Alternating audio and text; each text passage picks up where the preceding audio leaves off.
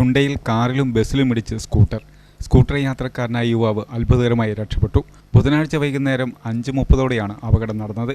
പുളിങ്ങോം ഭാഗത്തു നിന്നും ചെറുപുഴ ഭാഗത്തേക്ക് പോകുകയായിരുന്ന സ്കൂട്ടർ കാറിലും ബസ്സിലും ഇടിച്ചു മറിയുകയായിരുന്നു.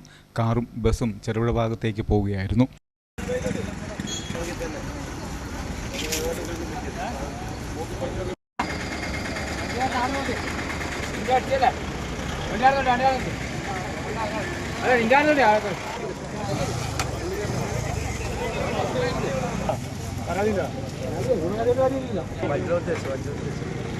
ഹലോ